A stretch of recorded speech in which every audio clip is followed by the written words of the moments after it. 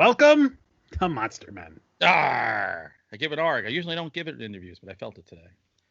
By the way, today we are having probably the most esteemed author we've ever had in these unhallowed halls, the great Tim Waggoner, who I first met when I was at Sam Hain, the both of us together there. I wish we had met at Leisure, but I'll tell you my Leisure implosion story later. And now we're together at Flame Tree, and I can't even rattle off how many books he's written, which is from original horror to he's a Bram Stoker winner, and his new book now is Writing in the Dark that's coming out in September, and it's the book I wish I had when I was trying to figure out what the heck I was going to do in the world of horror. And welcome to the show. Well, thanks for having me. All the way from the cornfields of Ohio. Yeah, pretty much. Southwestern Ohio. Tim, this is the first time I've ever talked to you face to face, but I kind of feel like I know you just through Twitter.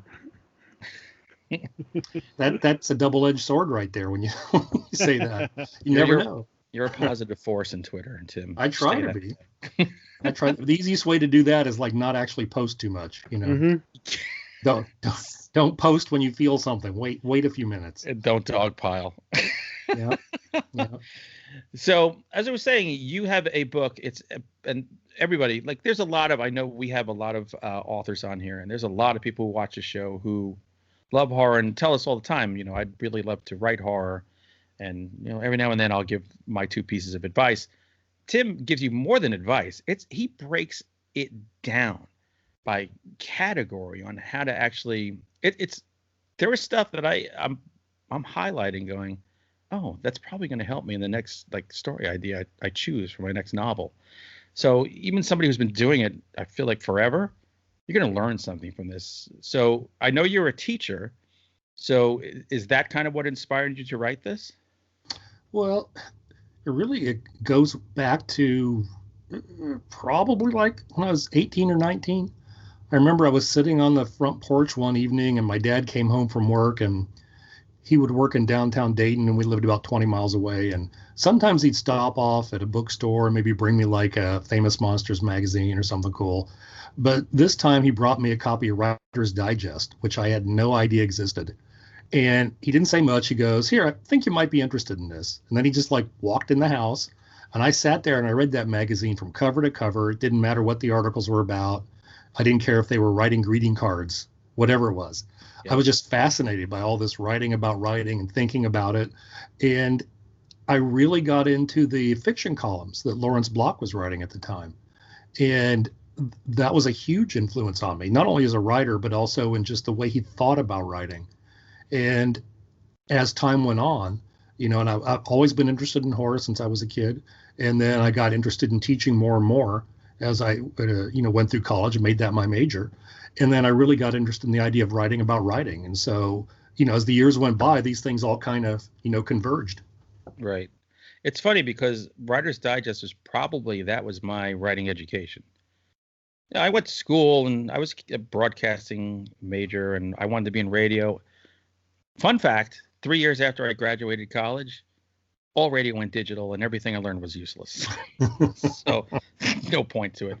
But Writer's Digest, I think I discovered that in my mid-20s, and I read everything about it. And I always wanted to go to the Maui Writers Conference. Yeah. That was can I get the money to go to Maui? Right. But that's an invaluable resource, and it's still there. People, I don't think, a lot of people I talk to now, because when I was, trying to do this, everyone I knew read magazines in the genre that were out there. They read Writer's Digest. They read The Writer. I talk to people now who don't even know that stuff exists. Mm-hmm. That's kind of sad. It's in Barnes & Noble. Right. It's right there in the magazine. They have websites. They have free web content. They're in the library. Right. The what? The library. It's in the library, Jack. But I know what you mean when you say that was your writing education, because even though I was an English major, my creative writing professors, they had no clue about anything. My creative writing class was taught by a poet who said he knew nothing about fiction. And so, through that and also my graduate school years, I learned more from reading and writing and talking to other writers than I ever did from any class. Yeah. Jack, do you have a question before I usurp the whole thing? I'm actually glued to this conversation. Okay. I'm kind of wondering if I'm sure we'll get to this, but the difference between writing in general and writing for horror, is there like are there significant things that I know the answer is yes to some degree on this, but like where's the line where you went from like teaching writing to teaching to the horror, and you can get to that if it's a if it's not a direct line. That's a really good question. I mean, like I said, I've loved horror all my life. The thing that got me, I probably have it right here. Hold on for a second. Let's see if I can get it. This book is right packed here with the devil. Oh. Nope. How to care for your monster. Oh, remember that book, Jack? Yep. I've heard of it. I've never seen it. Clifford the Big Red Dog. So, but yeah, a friend of mine had it, and I traded him like one of my best baseball cards, or several of them, for it, because I was absolutely obsessed with this book, and I had to have it. And that was probably 4 or 5 or whatever. And I just loved horror all my life. And so I tried writing a lot of different things, as I was going along. Fantasy, back in the, early 80s really was huge. It was huge. Yeah. And so I was reading a lot of that too. So I got away from horror for a little while. Honestly, one of the things that pulled me away from horror was the first death I ever experienced in my family. It was a uncle who died of a sudden heart attack when I was 9. And I used to watch, the Saturday afternoon, evening, whenever they show it, monster movie in my town. And they showed a movie, I think it was Earth versus the Spider. And this giant spider goes through this town. They don't show the spider, they just show the aftermath. And the only survivor is this little kid with blonde hair and glasses. And I think his glasses are cracked, and he's crying. And I'm like, that's me. And then I realized, oh my God, monsters kill people and they leave behind people just like me, how I'm feeling right now. Yeah. And so I went away from horror for a while because of that. I didn't get pulled back into it till I started reading Stephen King in 7th grade. But eventually, I still wanted to write fantasy. That was my focus because everybody said this was what was most marketable. And I finally said, no, I love horror. I got to write horror. And then that's when the horror market died. Almost instantly. Of course. The implosion of the 80s happened. I read an article by Harlan Ellison, Fantasy and Science Fiction, called Horror is Dead. And in the article, he's like, 2 months, horror is dead. And sure enough, everything disappeared from the bookstores, the grocery stores. And I was like, damn it. So, I kept writing, short stories in horror. But, the novels I wrote were tie-ins or more fantasy novels. But bit by bit, that dark siren call pulled me back. It just seemed to be that's the kind of stuff people responded the most to as well. Editors did, readers did. So just kind of slowly but surely pulled me in that direction again. It's funny because you talk about Earth versus the Spider and about that boy and like the pathos you feel from that boy. And that's the core of what writing horror is about. It's not about the spider. It's about the boy. And I think too many people think it's about the spider, and especially if you played the spider in some crappy movie, they want your autograph for $75 at a show. I was just talking on our other podcast. We were talking about shark movies, and I was talk again today in the office about shark movies, and I said, well, there's Jaws and there's everything else, and I said, and it's not just special effects. Jaws is about people, a beach that you could go to and go in that water, and a mayor who won't close the beaches because of politics. So the shark is a big part of it. But when I watch Jaws, I like the character stuff the most. And even when they're on the boat fighting the shark, it's Quint's stubbornness and all the dynamics between them. So yeah, it's a great monster movie. It's a great movie, but it's the real life situation that makes that movie stand out so much over anything else. Right. It's like if the movie was about climbing a mountain, except you don't have a mountain. It's just these guys hanging out in a field. You could still tell a story about them. But if you had a mountain with nobody around, it'd be 2 hours of just looking at this damn mountain with nothing happening. So it's like I tell people that it's not the monster. So things aren't monsters because they're monsters. It's how people perceive them. We see them as monstrous. So you have to write it. I mean, that's the big difference, I think, in writing horror is you really have to filter it through somebody's perceptions. Like in the movie Alien, the alien's a monster because the characters aren't trained to deal with this. They have no idea what's going on. In the second movie, it's a bunch of badass Marines that have killed, maybe not an alien this powerful, but they've killed a bunch of these bugs before, and they're equipped and they're ready to go. And that's Aliens is not a horror movie; it's an action movie. Yeah, that's just strap yourself in and go on for the ride. Which makes it a great sequel, but they're great movies to talk about the difference in what makes a monster, really. Yeah, I tell people all the time, Aliens is one of the best horror movies of all time. It's sci-fi. I'm like, no, it's a horror movie. But Aliens, I would never consider a horror movie, and there's nothing horrific in it. Right. I loved in the book, and by the way, Jack, it's amazing you picked out Jaws because Tim talks about Jaws throughout the book. So you didn't even read it, but you figured it out. I remember when we were in Horror Hound, and you brought up how you had that the extremely short guide to writing horror that you handed out to folks, and I still have a copy of that. It's one of the few things I actually brought back with me from that convention. And then I saw you said it was a flop, and I'm like, it's a flop because I remember all of us taking it because of all the writers. We loved it, but I guess conventions are hard because you get a lot of people. You try to sell them the book, they go, "Is it a movie? Did they make a movie out of that?" You hear that all the time. I was like, "Oh God, okay." Well, as a person who goes through these things, I walk by authors all the time, and you're just like, you're so unsure of what they have, so you go and you talk to the guy, but you're like, yeah, I came here looking for a Dracula statue or whatever, so, oh, you've got a book. So it's really got to jump out at you. I remember I was at one and I met a guy who was writing Kolchak books, and I bought like 2 books of them. I was like, oh my God, I love the Night Stalker. And I felt bad for like the other people that are writing like their own thought like original stuff. fiction, original stuff. But I talked Kolchak with this guy for like a half hour, and I was like, "Give me some books, man." But yeah, I thought that was a genius idea that you had to give that out, because so many of them talk about, "Oh, I want to write horror," but thank God for us, they don't all write horror. It's true. You don't want everybody writing horror. Yeah, I was experimenting with the idea that with promotion, people don't want like your book, or they don't want whatever your product is, but they might want something else of value. And I wasn't sure if that was something that would work, but it eventually turned into this book, so I can't complain. No, exactly. That's the fantastic part. I will tell you, if you're at a convention, you want to sell this book, this has never failed for me. You go to the nearest gas station, whatever, buy the cheapest beer you can, and just go, hey, you buy a book, you get a beer.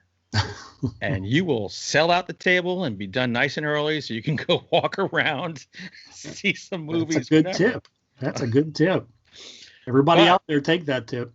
Be careful, because if the celebrities find out that they're there, they will ask you for free beer. They're not used to hearing the word no, and you want to give it to them.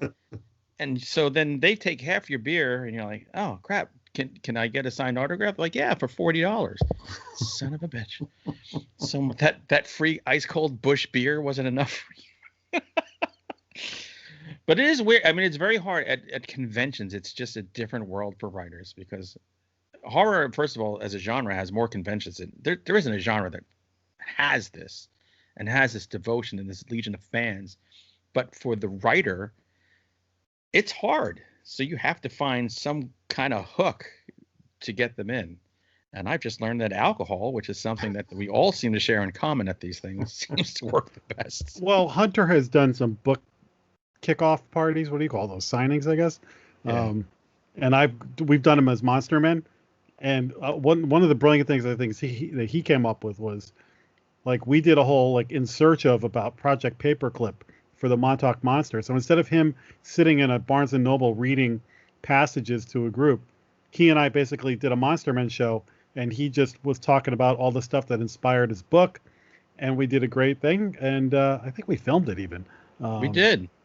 Unlike some of the other things, we've had book parties where we have lost episodes of the Monster Men, lost on purpose, because Jack protected me from myself. Do you realize how drunk you were there? But it's all fun. You have to celebrate these moments. I want to know, actually, I just finished a book that I sent over to Don, our common editor at Flame Tree. Do you have like a ritual when you finish a book and it's done? You're like, final draft, sent, done. Do you have like a ritual reward that you do for yourself? Go out to eat, maybe a really nice place, or if there's like a movie out that I'm dying to see that I haven't already seen. So that means basically now I have no rituals. I was going to say, these are fun pre-pandemic times. Right. Yeah, the last couple I finished were during pandemic times, and I'm just like, well, there goes another damn email. That's about all there. That's what it felt like. Want to turn on Netflix? Yeah. Oh, it's sad. When I was reading your book, you were talking about doing your own creations and looking to urban legends and myths. And I got all tingly when you mentioned about how you've always wanted to do something about Dr. Crow and the melon heads. Yeah, I saw your book. When I saw the description of that, I was like, awesome. At least somebody did it.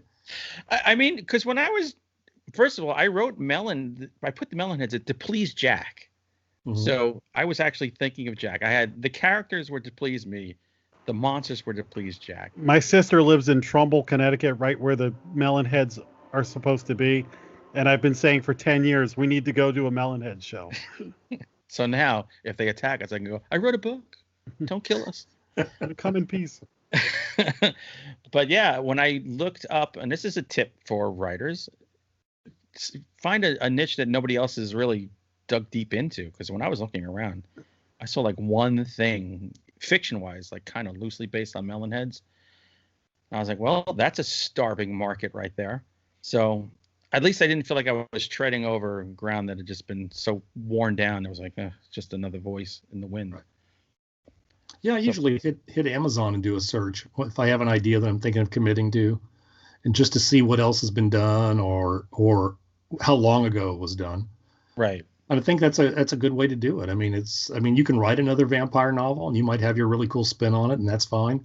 But there's a lot of stuff that's unexplored out there in terms of just ideas and themes. And I think that if you're starting out, I mean, that's a good way to give yourself a leg up in an editor's eyes. Yeah, there's more than people think.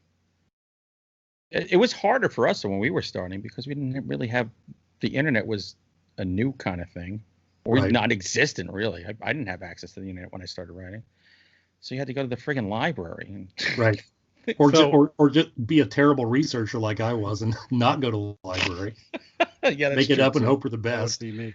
So I have in my head, and Hunter knows this because whenever we're driving somewhere, I'll be like, all right, I have this scene in my head, and I'll go through and I go, this happens, blah, blah, blah. I go, I don't know. I'd have to build a story around the rest of it, but here's like 2 scenes I have in a story.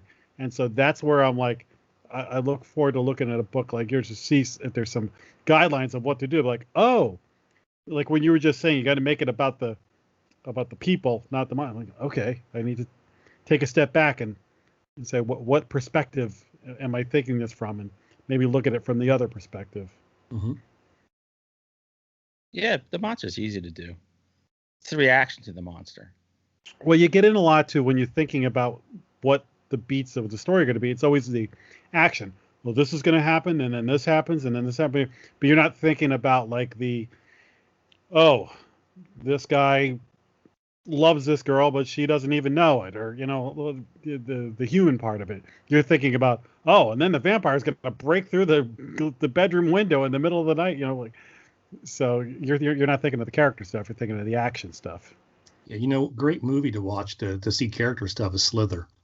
Oh yeah, James Gunn's movie, because I mean it's the monster is just the idea of it. There's nothing special about it. I mean it's just an alien with some zombies running around that are connected, but it's the characterization of the people and then the characterization of the alien too. The way it's done, I mean it makes that movie so good. Yeah, and it doesn't take much to add something. Even a character, I think you even mentioned, even a character that's, what did you say, gets slurped by the glop? Yeah, Gary Braunbeck came up with that. I quote it all the time. I was thinking, how many characters would I count in my books who just got slurped by the glop? But there needs to be a little something there. And it could be something simple. I remember when I did Jersey Devil, I created this family of farmers and I said, I'm going to give one Huntington's disease. It's a horrible thing, but it makes you sympathize. You feel bad for the guy that he's doing, and he's not telling his family, but it also kind of dictates how he acts later on in the book. So it's just something small, but it changes everything as opposed to just he's a dad. Right. So you just have to add little nuances to your characters, and hey, you can grab it from anywhere. And I do that for the characters that really are just, basically food or victims or whatever. I still try to give them a little bit of characterization. I think about it as giving them their dignity while they're on the stage. Exactly. And I try to think of what is going on in their lives that's going to get stopped. They're not just standing around waiting to die. They got stuff going on, whether like they may be dealing with a disease like you said, or, they're trying to get back together with boyfriend or girlfriend or something. Something's going on in their life. I think in the beginning of the Forever House, I have a realtor that gets, I think, killed pretty early on. And she's dealing with the fact that she's having a hard time selling this murder house, for one thing. Nobody wants to buy it. And then her mother is in the nursing home, and she's an only child. And so she's having a hard time. Dad's not around. She doesn't have a spouse. So it's just her taking care of her mom. So that's on her mind, as she encounters these things that eventually just kill her. And then you can sympathize. A lot of people can sympathize with her too. Right. If you made a movie of one of my stories, you might not never know this, because for the movie version with the realtor, she'd just be driving to the house and she'd meet this crazy, supernatural evil family, and then they'd kill her. And that's all you'd see, really. Yeah. Yeah. Well, it's a different thing. That's why when people write a book and then they adapt it to a movie, it's two separate entities. Yeah. It's different mediums. So you're just approaching your audience in completely different ways that you can't do. It's hard to cover both the same way. Right. I think that's the least successful Stephen King adaptations are like that, where they just adapt the stuff that happens and they don't find since they can't do the internalization of the characters, they don't find other ways to make it Stephen King adaptation. It's just like they just kind of move like these characters on a little chessboard or whatever. Hey, you know what, Jack, I have to ask this for our friend Timmy Meyer here. So talking about Stephen King adaptations, do you prefer the movie by Kubrick or the miniseries by Mick Garris? I've only seen the miniseries once. I've seen the Shining so many times by Kubrick. There's your winner right there. Well, I would say Kubrick it has these indelible images that have been kind of imprinted on pop culture's, subconscious, and they show up in all kinds of other ways. I remember thinking that I liked the miniseries better because it was able to take the time with the characters, like Stephen King does. I mean, that's what a big chunk of those big books are. It's not, if you took out the stuff where the supernatural happens or the science fiction or whatever, there would be a lot left just about the characters. And I think that a miniseries format or a streaming series where you could watch the whole thing from beginning to end, I think would lend itself much better to an adaptation of his stuff than like an hour and a half, 2 hour movie would. Well, you just made Tim Meyer very happy. The thing about that miniseries, though, is even if you said that, it was so poorly executed. It was so heavy-handed that they would walk out of the room and the cash register would go, or a rocking chair. There were so many like cheesy tropes in it. And the cheesy thing is the very, very end of Graduation. I couldn't believe that. Oh, yeah, no. I couldn't get over the fact I kept watching. Is this the Campbell Soup Kid? It's the Campbell Soup Kid. Is this Rebecca De Mornay? Like, I could not escape who these people were. It was weird. Right. That's why I think I love the horror movies of the 70s that have a bunch of people that are often, they're not big stars. Mm-hmm. And because it works so much better. I watched, because you can believe they're people as opposed to just, here's Harrison Ford in another movie. Right. So it's like, I'm not going to worry about him getting eaten by something because, he's eternal.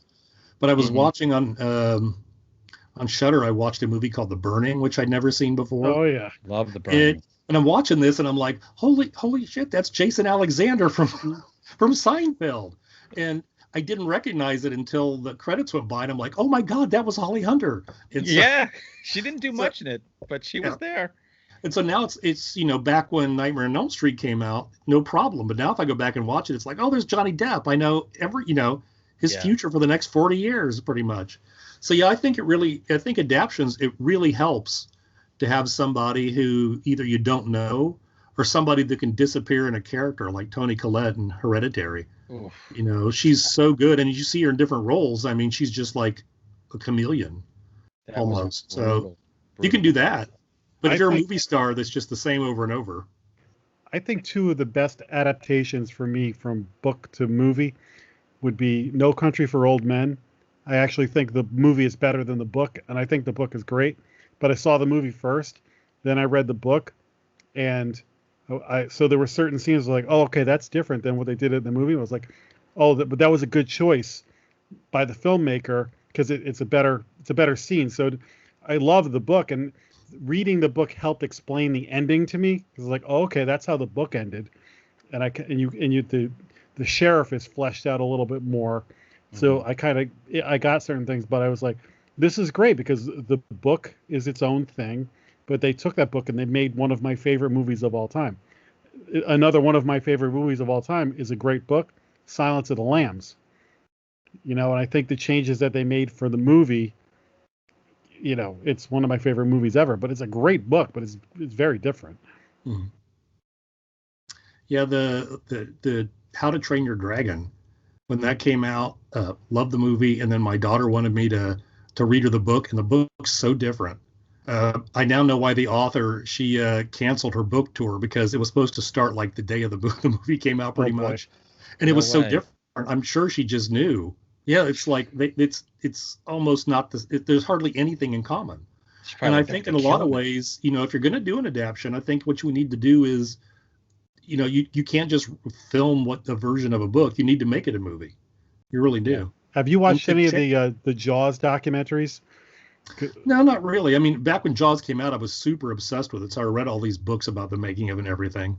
But no, I haven't really seen any of the documentaries. I just got the 4K Blu-ray, and I probably have all the same documentaries on the Blu-ray I bought a few years ago. I have like 20 versions of Jaws. But I was watching it, and there's a lot. Peter Benchley was involved with the filming, and Spielberg will tell you, well, it was this way in the book. And I was like, nope, we got to throw that out, and we want to do this. But Benchley was kind of in on a lot of it. And then Carl Gottlieb, who wrote the Jaws log, and him and Spielberg be like, we got to rewrite it. And so they were just making choices, and then sometimes they had to make choices because the special effects weren't working, and so that's where they got the barrels from, you know. And some of those choices Spielberg says, because I have a better movie because the shark didn't work. Yeah, absolutely, he did. I have a question. Well, this is a big one, Tim, so get ready. All right. Throughout the book, by the way, the book is at the end of every chapter, you give exercises for people to do to help kind of like hone their writing, come up with ideas. But you pose two questions to a host of authors, and you give their answers at the end of every chapter. I think it's like 3 or 4 authors at the end of every chapter. So let people know, what are the two questions you ask? I want to know how the hell you got Guyan Smith there, because that was the one that jumped off the page at me, because I love his stuff. And I just sent him an email. Oh my! I didn't even know he was still alive. I sent emails to all kinds of people, and you know, the some just never got back to me. Some, the publicists got back to me and said, you know, too busy right now. Other ones just, you know, said, yeah, they'd love to do it, but for whatever reasons never got around to it. And so, yeah, I was kind of surprised by some of the people that I was shocked that Thomas Ligotti answered some questions. I went through a friend who's in contact with him, and she was shocked too because he often doesn't, for whatever reasons, doesn't respond to stuff like that. So I can't even remember what the questions were at this point. Hold on, I'm going to find it for you here. It was I have it can't here. remember. I'm dying to know. You wrote the book. Yeah, okay. I know. You said it was a big one. How long did this book take you to write? Well, some of it, you know, had already pieces of it were written because I'd written articles over the years, maybe about half of it. The rest of it was just written kind of it was like a giant mind dump. I mean, it was just a few weeks. And it almost, after it was done, I kind of felt like I'm never going to write horror again because I've drained everything out of my brain about it. Hello, romance. Yeah. And so if I did, there'd be a chainsaw thrown in there somewhere. I couldn't escape it. Good for you. If I did write romance, but Here are the questions. Number right. 1, what makes good horror, dark fantasy, suspense? And 2, what's the best advice you can give a beginning writer of horror, dark fantasy, suspense? And there are a ton of people. In fact, I had forgotten you would ask me.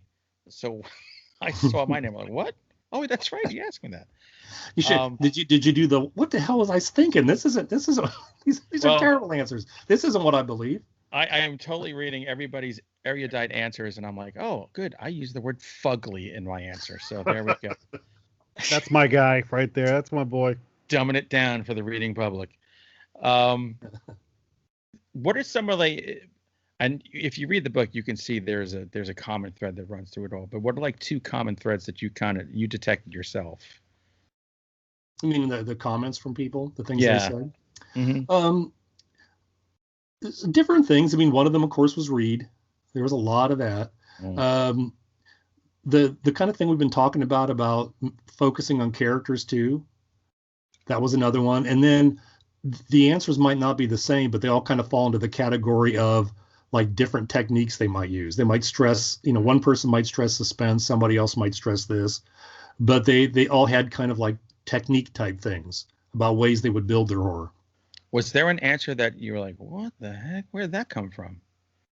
Like, or you might have said, wow, I never thought of that. I couldn't remember the questions. Yeah, you're going to remember the answers? I wrote the thing like in a fugue state almost, to be honest. So I need to go back and reread. Sometimes that I would be surprised by somebody who might write like just a couple sentences, but they really packed a punch. Mm-hmm. That they could do that, because I'm like, I don't know if I could come up with advice just in a couple sentences like that really, really has an impact. What do you think of the use of log lines? Do you employ that at all? Only when my agent asks me to, because I hate them. What's a log line? Just when you say something like it's Jaws meets E.T. in the Old West. Something that, and it doesn't always have to be this meets that, but it's something like that. It's Die Hard on a airplane. Yep. It's shorter than your elevator pitch. Yeah. No, I know what you mean. Yeah, like if you're going to have somebody in Hollywood to take a look at your stuff, they won't read it. The first few layers it has to go through, they just want that little bit to read. So it's hard to try to encapsulate your story. And I end up just like coming up with something that sounds cool by itself, but I don't really know if it does encapsulate the story at all. I try it, and then I go, oh, wow, that's like 11 commas in that sentence. So I don't think that's a log line. I think that's a paragraph. I always feel like it's one of those descriptions of movies like on Netflix or Shudder when you read it and you think, oh, okay, and you play the movie and you're like, the hell, that had nothing to. Did this person watch this? All.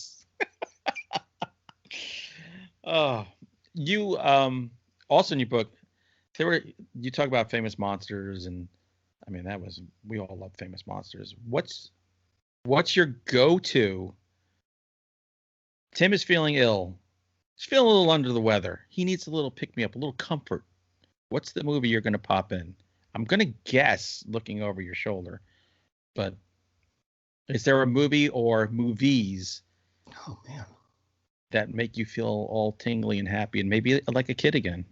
Well, if it's going to be like a kid, it'd probably be Universal Monsters, Hammer Horror, or the Poe pictures from the 60s, the Edgar Allan Poe pictures. Oh, so those good. Would be so those.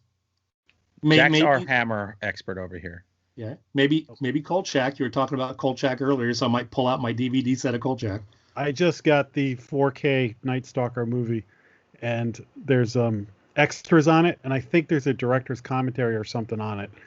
I can't wait. But there was a 14-minute interview with Dan. What's his name? The guy who Curtis. Dan Curtis. Yeah. That was so just talking about like, I didn't want to do it. Then I went in, I read it, and I was like, oh my God. And I was like, I have to have Darren McGavin for it. And I watch that movie every year. So, and the series, oh God, I love it. I just watched Abbott and Costello Meet Frankenstein last week. I was with my family on a rainy day, and we were like, what should we watch? Whatever. And I was like, how about this? And they hadn't seen it in like 30 years. I'm telling you, that's my favorite Universal monster thing. I love that one. I loved all the Abbott and Costello monster movies. I lived for those when I was a kid. I even got the right here. See if I can pull them out. This is the Mr. Hyde from the Abbott and Costello Meet Jekyll and Hyde. No, oh my God, yeah, my wife got that for me. So I got that guy sitting there. I thought for sure you were going to tell me Godzilla. Over in the corner where you can't see, I've got all my like favorite kid movies, and the Godzilla movies are all there too. I think somebody's just putting out like a box set of all the Gamera movies. Did you like Gamera as a bad guy or a good guy? Good guy, because I was a kid when I first watched Gamera movies. Wasn't it the Gamera movie where those two kids had their head shaved? They were on the alien moon base or something. Yeah, they shaved their heads because they were going to do something to their brains. I remember. And I love Gamera because Gamera would fly through space, but the smoke from his jets would still go straight up. That was even as a kid, I was like, wait a minute. I loved Gamera so much, and they would show it so infrequently, like in Monster Week on the 4:30 movie here in the New York area, and every time, like I love Godzilla, I love King Kong, but my God, did I lose my mind if it was Gamera. Yeah, Gamera's just like completely. I don't know. Somebody came up with giant turtle, and then they came up with fire breathing, and then they're like, if he pulls all his extremities inside, and then he starts breathing fire.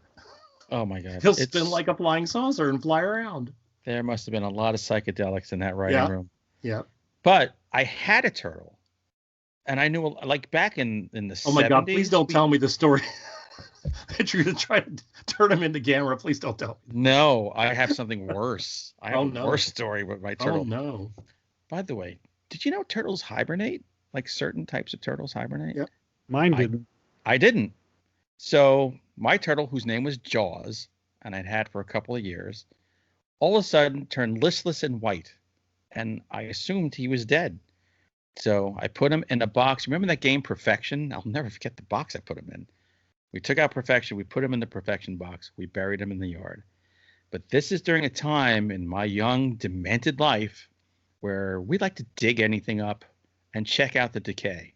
It was a thing that we did. And I wasn't alone. And none of us turned out to be serial killer. None of us turned out to be serial killers. That's a normal kid thing to do. I mean, I don't know why it all stunk. Go on, Dahmer. We dig it up. We take it out of the Perfection box. My friend Jimmy takes it out of the box. He opens the lid, and Jaws' head comes out of his shell. Oh, my God.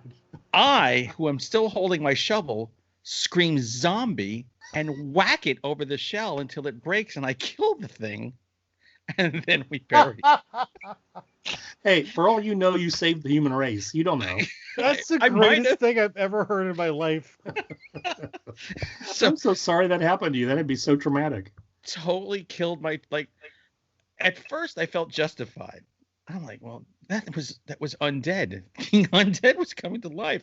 And then I read in the library, oh, it was hibernating. I killed my turtle. It felt awful for such a long time. No wonder you love Cannibal Holocaust. Can't get enough of that. I had a turtle. His name was Cornelius. He never hibernated. I never killed him with a shovel. He died of natural causes. We buried him in a normal shoebox. Good for Cornelius. Actually, I don't even know if we buried him in a box. I think we brought him out in a box and then just put him in the dirt. I'm back in the house. Died after a year or so, or less. A year? Oh, they were just these little tiny cheap ones you get at the pet store, and yeah.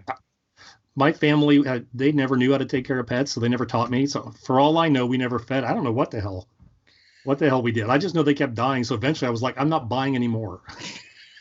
No more turtles, please. I guess now you're not supposed to have turtles as pets anymore. Like they give you salmonella or something weird. Yeah. I know reptiles can, yeah.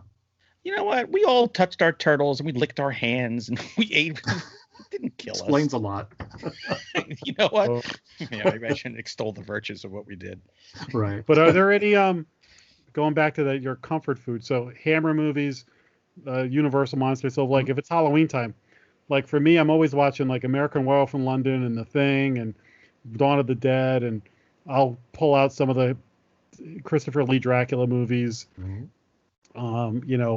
They're your yearly staples, like, or the ones that I go, yeah, this is a foundational movie for me. What are some of yours?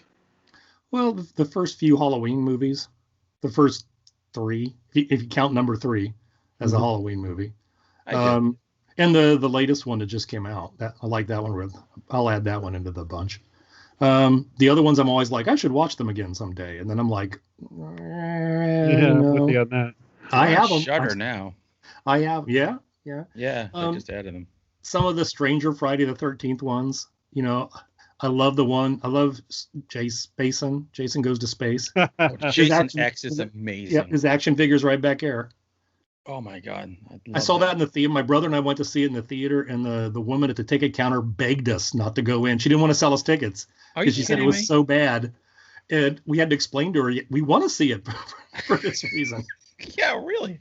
She made us promise to come back in 15 minutes if we hated it. She'd let us into any movie free. Get out of here. It was great. And yeah. I love the one where Jason's like a body snatcher because it makes no damn sense whatsoever. Oh, Jason Goes to Hell. I saw that. Makes absolutely no sense from beginning to end. I love it. It should be Jason What the Hell. That movie is pisser, though. I love watching it now. First of all, I remember seeing it in the theater and going, is that the Necronomicon? Right. What the hell is going on in this movie? But once the guy starts eating his heart, I'm like, okay, what is this? See, I'm a part 6 guy. Anytime Arnold Horshack can help bring Jason back to life, I'm in. Yeah, that's like the one that introduced the kind of quintessential Jason, where he is an undead thing. Yeah, zombie Jason. Yeah. That's another one I saw in the theater. And we're like, holy crap, it's Horshack. Yep. Yeah, I've showed those to my wife's not a big horror fan, but we've watched like the first, I think we made it up through 7, maybe, the Friday the 13th, and I tried to explain to her the 6 is the best. We're getting to 6. I love 6 in every possible way. And when I saw it, it came to theater. They oversold the tickets by about 50 seats. So when the coming attractions are on, there's people just standing everywhere with nowhere to go. And these 2 really good-looking girls said to me and my friend sitting on it, "Hey, can we sit on your laps?" We're like, "Sure." So for the first viewing, I don't remember anything. I just made out with this girl for like an hour and a half. And then I remember that we hid in the theater itself so we could watch the second time around. And I was like, oh, now I get to see the movie. And then my mind was blown. You didn't leave with the girl? You let her go? I was like, get the hell out of here. I got to watch Friday the 13th with my friend, and then our parents got to pick us up. All right. Well, you got priorities. That's good. And people say 13's an unlucky number. Very lucky. See, and that's what people miss nowadays. Those movies were experiential. You went anytime Friday the 13th came out in the theater by me, cherry bombs would go off, crap was thrown at the screen. Oh, people were screaming. It was like live sex shows showtime at the Apollo. Yeah. It was nuts, and it was all fun. And also in those days, you could just stay in by me, you could stay in the theater all damn day if you wanted. So you'd have your nutty viewing and then your quieter viewing, and you could watch it like 10 times in a weekend, which was amazing. I saw Dream Warriors in the theater here, and when Freddy comes out, he comes around a corner or something like that, the first time you really see him, that theater went crazy like somebody had hit a home run in a tie baseball game. Yes! Yeah, I miss those. Yeah, I've had a couple where people just they don't know what's going on, and I love those too. Saw Wolf Creek in the theater, and Wolf Creek, it's the way the kills are set up. They're exactly opposite the way they are in other movies. Like the worst one occurs first, then the second one's not so bad, then the third one's not bad at all. Right. And so, which I thought was pretty cool. But at the end of it, this guy in the back stood up and said, "What the fuck was that?" He was so mad. Oh, it was awesome, just because it was a real, response to the movie. It was genuine. Yeah. Did you see Midsommar in the theater? I was just thinking about that. Yep. Now. So I saw that in a theater with what I call normies. It was a bunch of older women who I don't know how they found their way into this theater, and then some other ones. It wasn't a lot of people, but for some reason, I think it was like you picked your seats ahead of time, so everybody was kind of near each other. And I'm like, why is everybody sitting so close? But it turned out to be a good thing because they did not know how to handle when that part with the cliff happened, the gasps and the panic that was going on, and then certain other scenes in that they were just losing their minds and everything. And I'm just like, this is more fun than watching the movie. Yep. See, I had to wait to the very end when this very Italian dude just looks at his friend really like, are you fucking kidding me? Way to enhance the mood at the ending. Oh my God. Yeah, we're all laughing. That's awesome. There's a director's cut, just so you know. That's 3.5 hours long. I haven't seen it yet. I need to see it. You haven't seen the movie at all? No, I've seen the movie. Oh yeah, I saw it. Okay, you haven't. I'll never see the director's cut. I don't need to wait 3.5 hours to watch a girl give a wry smile. I mean, which is on the damn poster. Thank you so much. I hate it when they do that. They did that for like Quarantine. Oh yeah. That's like that poster is the last shot, and I'm like, seriously? Yeah. Well, you know what? They're not in control. Marketing is in control. I know that. I'm not after the filmmakers. I'm after the marketers. But yeah, it just really. I try to imagine sometimes being a filmmaker and seeing that. I mean, my heart would just plunge if I saw. You got to have that. I mean, I've had that with book reviews where you see someone puts on Amazon. It's inevitably like the third review for a new book, and in the title they give away the entire thing. You're like, right? Thanks. Thank you so much.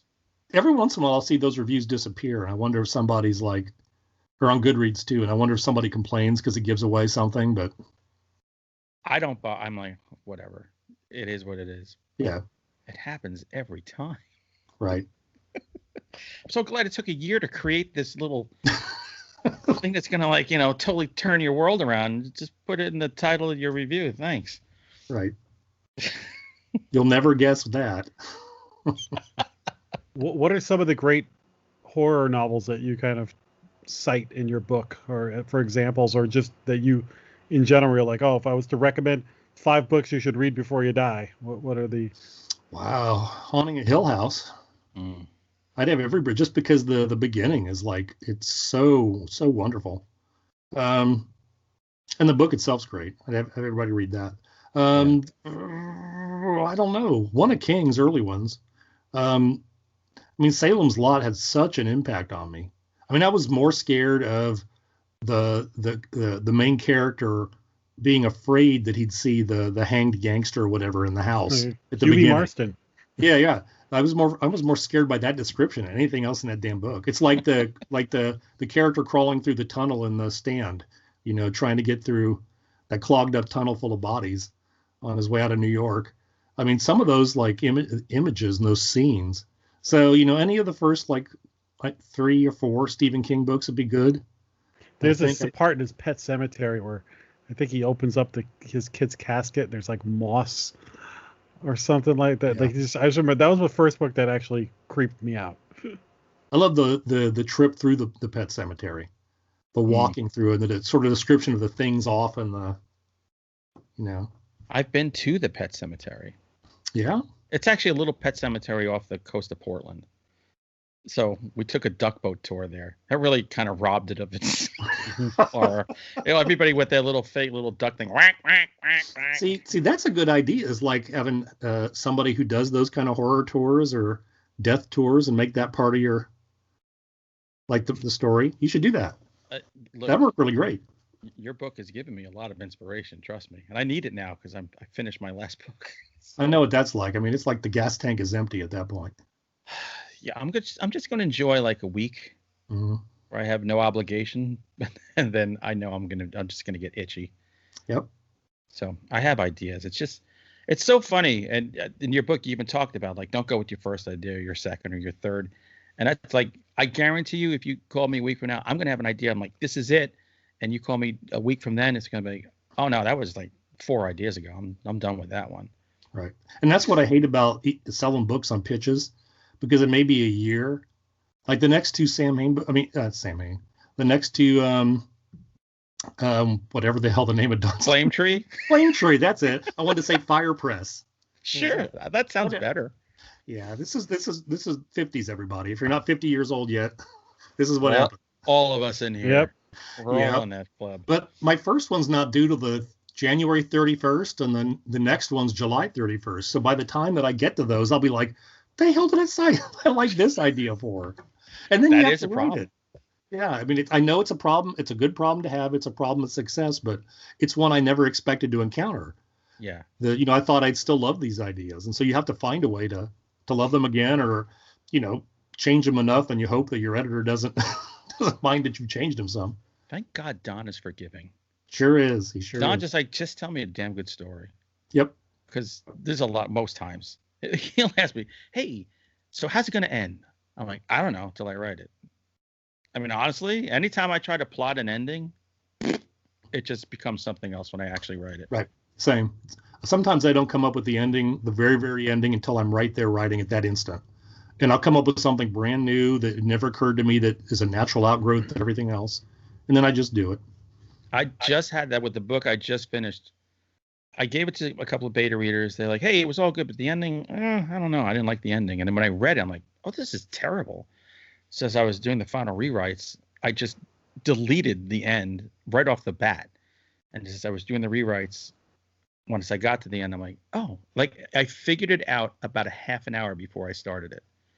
I went out to the yard and I was just sitting around. And I'm like, "Oh, that's how it ends." It was so, but I wasn't fretting over it because the ending always comes to you. Mm-hmm. Sometimes you just need to just be silent for a little bit and, Right. let it get there. So, as somebody who wanted to get into writing, I wondered about this.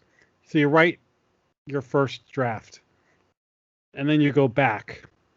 Do you save as, and then say this is version 2, and then you go and you chop it up, but you keep a version intact so that if you screw it up, you still have it? Like, how do you handle drafts and edits and things like that? I don't do that. I do so much. It's weird. I do kind of I plan to a certain degree, but not every single thing's planned out. But I usually have an outline. And then as I get closer to writing scenes, I spend some time envisioning them, thinking about them, snatches of dialogue. I'll write notes for them. Then I might have like just a simple little 2 or 3 sentence kind of scratch outline of what I'm going to do for them. And then when I write them, they may turn out a little bit differently.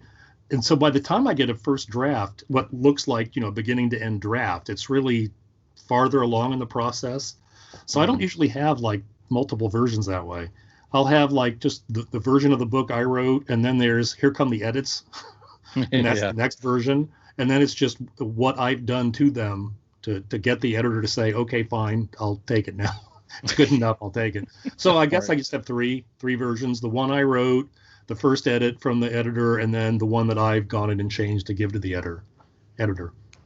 Now, but that's not, lots of people write multiple drafts though. I tend to do a lot of that in my head and, through sort of various types of outlining as I go.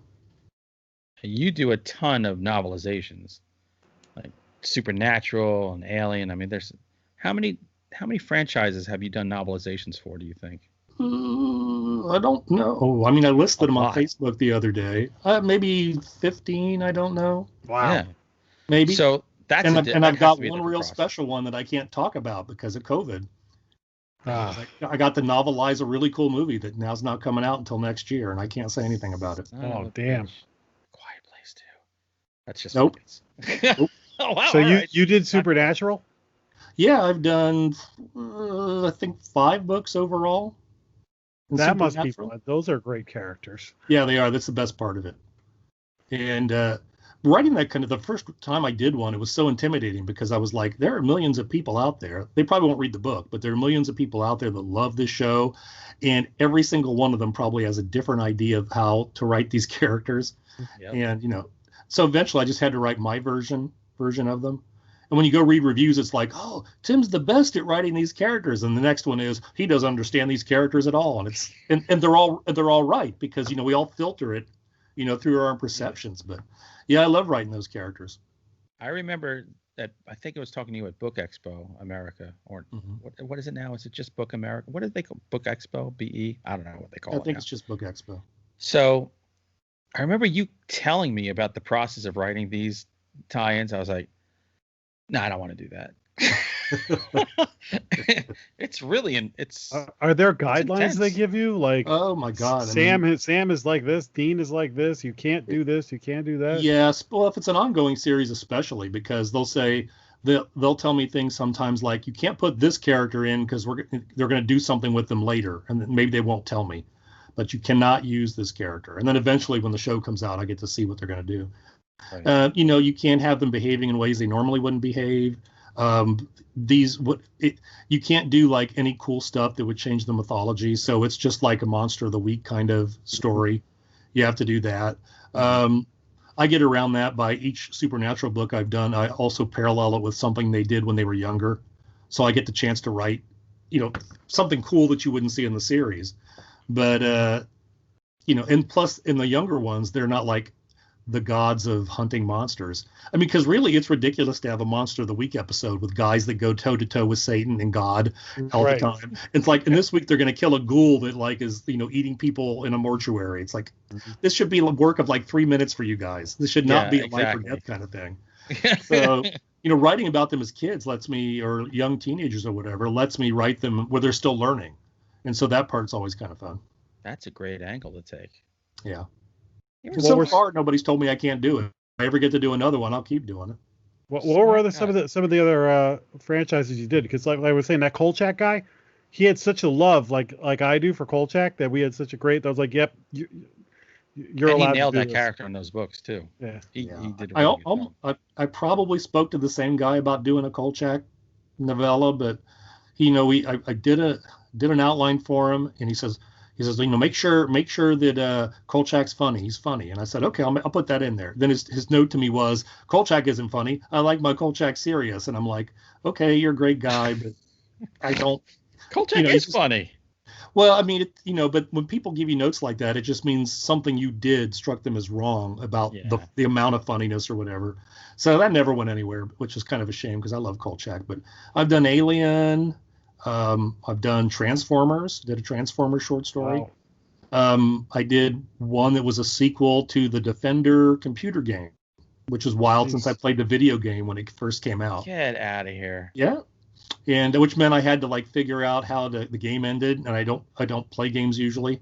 So, I hooked the game system up to the VCR back when we had VCRs, and I gave it to my daughter to play. And then whenever it got to the interstitial scenes, I hit record so I could see the characters and what they did. And wow. I could figure out how it ended because I had to do a sequel, to the game. I'm waiting for Asteroids, the book. I spun in circles and we shot asteroids. Right. And I got to do a Nightmare on Elm Street. Oh wow. Book. Yeah, that was a lot of fun. I tried to pitch a book to them because they had the New Line characters back then. And I wanted to pitch a book where the people send Jason X back in time to kill other versions of himself to stop the Jasons. And I was going to start with like his mother or whatever. And then he keeps failing. So he would keep meeting different versions along the way. And then they shut the line down. I was like, damn it. I wanted to do that so badly. That's a great idea. Wouldn't that be fun? It'd been so much fun. What other things that I've done? I mean, I've done novelizations for Kingsman and for Resident Evil. The Resident Evil movie was great because the last one that came out, they kind of ignored everything from the previous one. Mm-hmm. So I got to write like basically 60 pages like of a mini movie in between to like, and I thought there's no way in hell they're going to let me keep this thing in, but they didn't touch it. They loved it. So I was able to go ahead and write like this giant thing, and I tried to also like stitch together the other movies so they tried to make some sense. So that was fun. Wow, that's more than the movie makers ever tried. Yeah, because those are. So this is the kind of thing. This is the kind of thing that when I see a fan like say, "Oh, the next Batman movie is coming out, but there's a prequel comic book or whatever." So like for Resident Evil, like if I was in like a chat room with Resident Evil fans, I'd be like, "Oh well, in the novelization of prequel, this happens." Like, is it like canon in their world? I'm not sure there's such a thing as canon in the Resident Evil. It's canon if people want to believe it's canon, if they like it, and if they don't, they can just jettison it. But it's sometimes you'll see things like where people like, that had to be in the script and they just left that out, and I'm like, no. I mean, I've done four movie novelizations, I think. The three I mentioned and the one I can't mention yet. And at least with the three that I've seen the movies, I know which parts they put in and which they don't. Right. And for Kingsman, they accidentally gave me and my editor two different scripts. And so I wrote one book that was like on a script that I shouldn't use. So she gave me hers. And then this never ever happens. But the director's like, no, bring him out to Hollywood, show him the movie. So he puts all that stuff in. And so then I got to watch the movie. and I wasn't allowed to like use a computer, so I had to like take notes by hand. And so we watched like a minute of it, and they stopped it, and I had to write it down. It took like 6 or 7 hours to watch that damn movie. It was so strange. Wow. And then when I went home, I'm like, I've seen 3 different versions of this damn story, and I just decided to make my novelization like all the parts I like the best out of the 3. That's smart. And they said it was fine, but so to see people say things like, oh, that part for sure must have been in the script, and I'm like, no, I made that up out of nowhere, and they're happy with it. So did you write the Freebird scene in the church in a book? No, because it was the second. Since I did the sequel, not the first one, you I did didn't get to write that scene. I can't remember. I mean, I got to do that was why I was so glad to see the second movie when I wrote the novelization, because I could at least see the action. For a lot of those you have to make, because sometimes the script will just say things like they have a fight, and you're like, oh my God. Oh, jeez. Or the Resident Evil one spelled out like every bit of action. So even if they changed it in the movie, at least I knew in the script what to do. Right. So yeah, in Kingsman it was like half and half. Sometimes the script spelled it out, sometimes it didn't. So seeing the movie was really helpful. There must be a lot of pressure. I try not to think about that. So thanks for Next bringing time that you're up. doing one, I'll call you and just keep reminding you. It's pressure. Yeah, behind the window. Don't. And I just try not to think about it. I don't. I'm aware of it, and especially with the last one I did that I can't tell you about. Oh my God, did I feel pressure? I hope it's a new Julia Roberts movie. I can't say. Pretty Woman Part 2, where she's like the madam of a whorehouse. Richard Gere passed away. She took all his money. And then he comes back from the dead. Zombie. Oh man. Okay, I think we're running out of time. Tell everybody, first of all, where they can get the book and when they can get the book, Writing in the Dark. Yeah, it comes out September 16th, and you can buy it anywhere. I mean, it'll be on Amazon. I mean, it's already up for pre-order on Amazon and Barnes & Noble. It's going to be available in ebook too, but the pre-orders links for that aren't up. I don't know why. You could go to Raw Dog Screaming Press's website, and you can get it directly from them if you want. And if you're like me and was asked to maybe do like a writing course at a local college, just quote the book. There's your syllabus. I was seriously reading the book. Wow, I could just do an entire year. I'll just do chapter by chapter. Yep. I'm set. Yeah, I may have even said this in the book. I mean, teachers we're not proprietary about this stuff. Steal it and use it. I don't care. I don't care whether you tell people where you got it from. Pretend you did it. I don't care at all. The whole goal is just to help people. So however that happens, that's awesome. No, that's great. And it's seriously, this is a book that if you want to write horror, even if you currently are writing horror, I highly suggest you get it. Also, you have a website that people can find you. Yep. It's just timwaggoner.com. Boom. Nice and easy. Yep. And you get there and it's, a landing page for all kinds of other stuff. So awesome. Anything for you, Jack? I can't wait to read this book. I'm very excited. Jack's a better writer than he thinks, so he just needs to sit down and do it. I'm too busy editing Monster Men videos. No, that's true. Editing out the parts that Hunter doesn't want in, right? Is that it? Exactly. That'll get me fired, divorced, shunned. Tim, this was long overdue. We should have had you on here years ago, but we're lazy, and that's we're working on that. So hey, thanks for being on, man. I was thrilled to be here. This is a lot of fun. So thanks. Awesome. Excellent. All right, everybody. You know what to do. Share it. Spread the word. Give us a review. And we'll see you next time on Monster Men. Cue the music. Monster Men, Monster Men.